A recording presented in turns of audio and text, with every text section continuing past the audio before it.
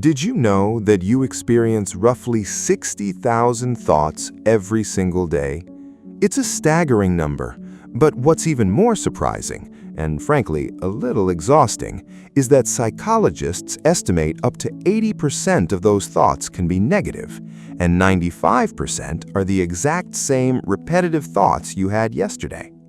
If you've ever found yourself lying awake at 2 a.m., trapped in a spiral of self-doubt, anxiety, or worst-case scenarios, you know exactly what I mean. We often feel like we are at the mercy of our own minds. But what if I told you that you don't have to be a victim of your own overthinking? Today, we're going to explore how you can actually take back control of your mind, break the cycle of negative thinking, and become the architect of your own reality. To understand how to control our thoughts, we first have to understand why we lose control in the first place. In ancient Eastern philosophy, there's a concept known as the monkey mind. Imagine a monkey swinging from branch to branch, restless, agitated, and constantly looking for the next distraction or perceived threat. That is precisely what our brain is hardwired to do. From an evolutionary standpoint, your brain wasn't designed to make you happy, it was designed to keep you safe.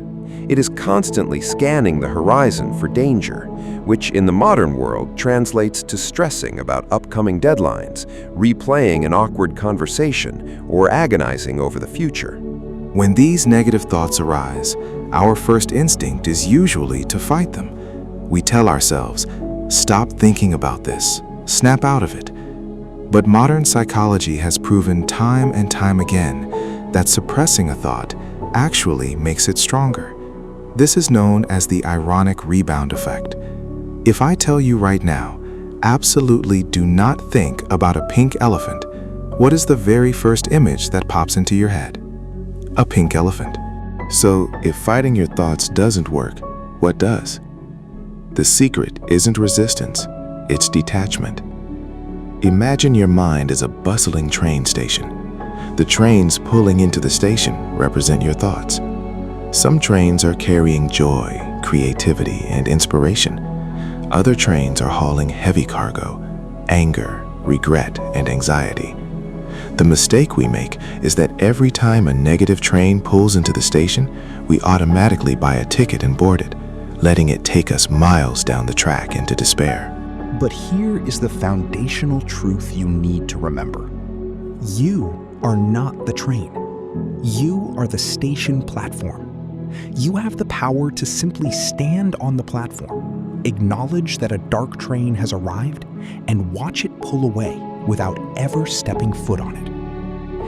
This practice of observing your thoughts without judgment is called cognitive defusion. It's a technique used heavily in modern behavioral therapy, but its roots trace back thousands of years to early mindfulness and meditation practices. When you stop identifying with every random thought that pops into your head, they lose their emotional weight. Let's look at the actual neuroscience behind this. When you are caught in a loop of negative overthinking, a specific circuit in your brain, called the default mode network, or DMN, is highly active. The DMN is essentially the brain's autopilot. But when you consciously practice mindfulness, when you step back and observe a thought rather than reacting to it, you physically quiet the DMN. At the same time, you strengthen your prefrontal cortex, which is the logical decision-making center of your brain, and you shrink your amygdala, the brain's fear center. You are literally rewiring your brain's physical structure to be more resilient and peaceful. So, how do we practically apply this in our daily lives? Here is a simple 3-step framework you can use the next time you feel overwhelmed by your own mind. Step 1, name it to tame it. When a negative thought arises, acknowledge it out loud or in your head. Say, "I am feeling anxious," or "My mind is racing right now." By simply labeling the emotion, you engage your prefrontal cortex and immediately dial down the emotional intensity.